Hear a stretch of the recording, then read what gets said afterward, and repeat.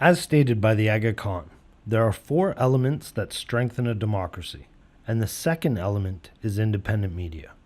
Now we know mainstream media is nothing more than a propaganda wheel for those who are stakeholders.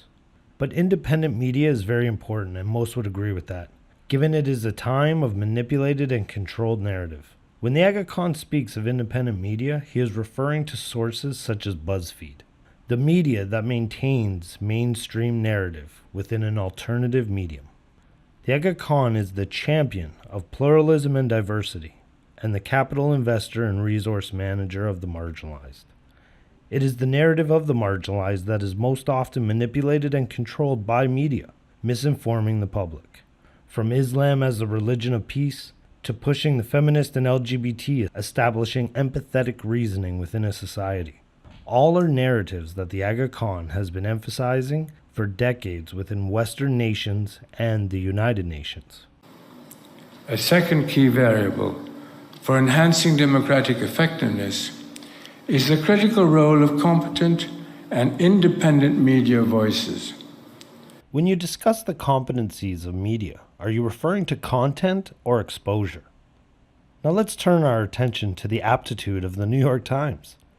Did they not just hire an Asian woman who has a history of bigoted comments in social media regarding white people, and white men in particular? And how is the New York Times when looking at misinformation and fake news? And the question is, how much further can independent media take the mainstream narrative? The mainstream, up until recently, could not make blatant racist remarks. Independent media can. And who is the heroes and who is the villains? From mainstream media to independent media, Islam and the marginalized are placed on a pedestal, while Caucasians, and in particularly Caucasian males, are demonized.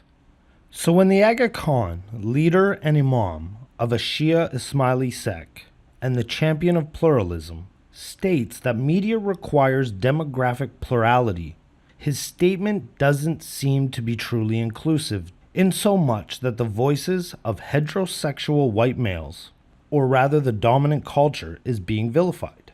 So the age-old promise of democracy is that social cohesion and public progress could be achieved by consensus rather than by coercion. But genuine democratic consent depends on dependable public information. Social cohesion and progress are the necessary and sufficient conditions required for democratic consensus. And without a precise definition of statehood and culture, a consensus cannot be achieved. With the Aga Khan's vigor to have pluralism in the West and only the West is the primary factor responsible for the breakdown of a dominant culture and a definition of statehood in Western nations. The Aga Khan is abolishing that which is the foundation of consensus and a stable democracy. And you are attempting to use media as a tool of manipulation, manipulating the naive and the mentally feeble into a globalist concept. Pair this with the Aga Khan's control of education in the West through the AKDN's cooperation agreements, you have just applied the age-old Amazonian notion, in that if you get the minds of children between 0 and 5, you own them for the rest of their lives. All around the world, authoritarian rulers increasingly use media to coerce the consent of the governed. Let's start out with a brief description of authoritarianism. Authoritarianism is a form of government characterized by strong central power and limited political freedoms. Individual freedoms subordinate to state authority, and there is no constitutional accountability under an authoritarian regime. In our last video, we established the Aga Khan is attempting to change culture and statehood through the manipulation of Western constitutions and posturing theological politics. Recently published a remarkable description of this phenomenon under the headline, The Velvet Glove. With relentless effort, you advocate for Western acceptance and tolerance of pluralism. My concern is that your concept of pluralism in the West is defined as a form of multiculturalism. Yet in the East and in Africa, pluralism is defined by the secular aspects of Islam, and Islam only. which is presently going through a consolidation process known as the Ummah. I guess this is the reason why the developing world has driven out Christianity and has become exclusively Islamic. The power of a leader's reasoning, or the truth of his arguments, the report suggests, are often less important than his command of media influence. What results can be the illusion of democracy, but not its substance. This power of media over reasoning and argumentation is due to the fact that the range and scope of the leader's message is limited to time and place, this resulting in a restraint of repetition. Also, we as humans tend to be reactive, more so than active.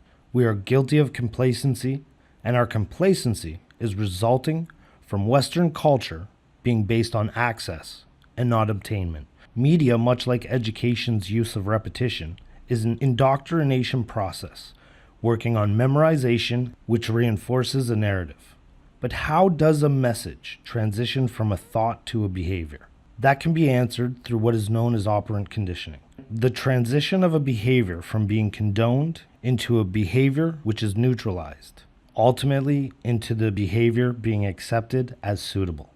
This is achieved through repetition and reinforcement, and is indoctrinated within the actor through a system of reward and punishment programming. A greater understanding of this practice of behavioral modification will be a topic in future videos, so stay tuned to the Y Perspective. Nor can we rely on advances in communication and technologies which overcome the obstacles of distance and diversity. In fact, new media technologies have often made matters worse. How might that be?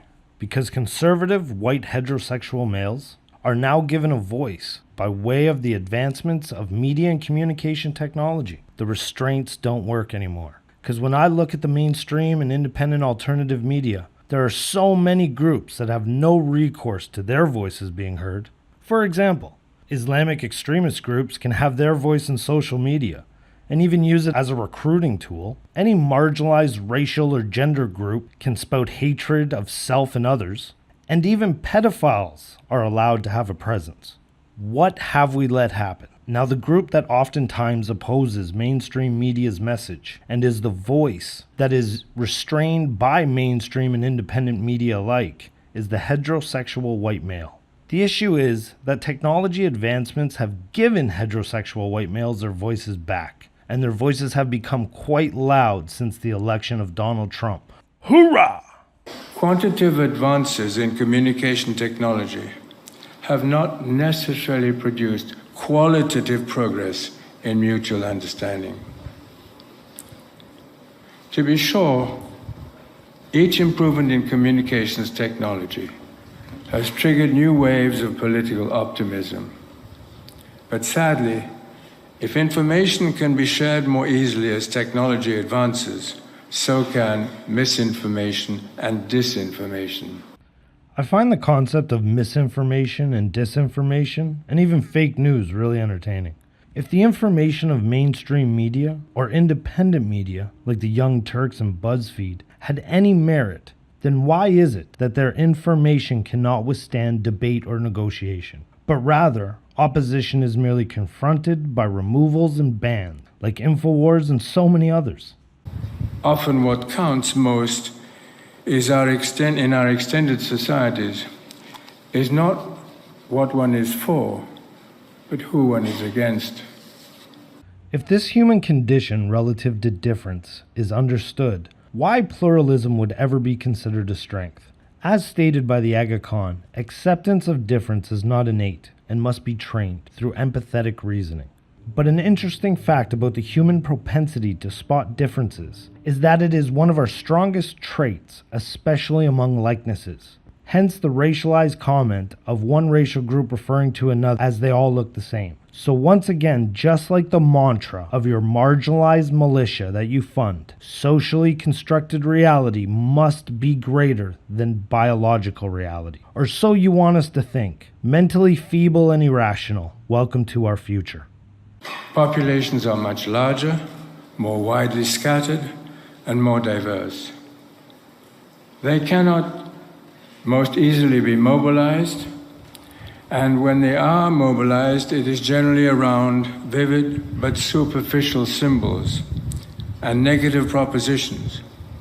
What do you need to mobilize people for? In the West, survival and ownership are the key motivators of a population. It is also a call to action when a society's core principles of identity and statehood are challenged. It is not the power of our tools, but how we use them that will determine our future.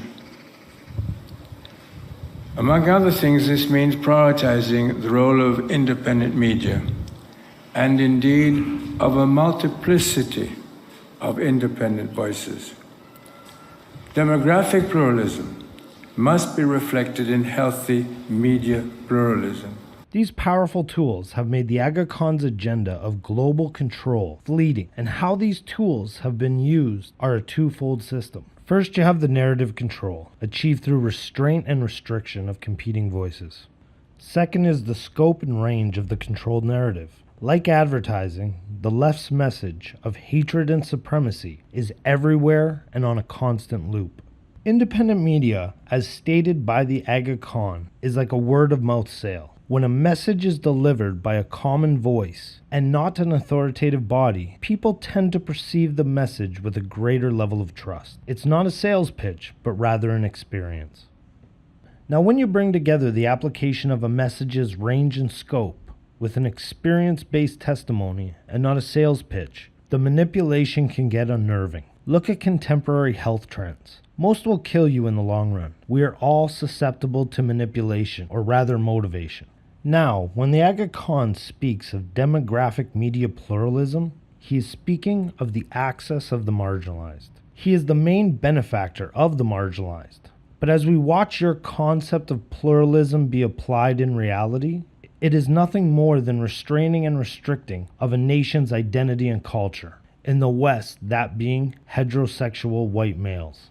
If you don't want your history and identity to be erased, this insanity and self-hatred must be stopped. Like, share, and subscribe. Click that notification button and check us out on social media. Links are in the description below.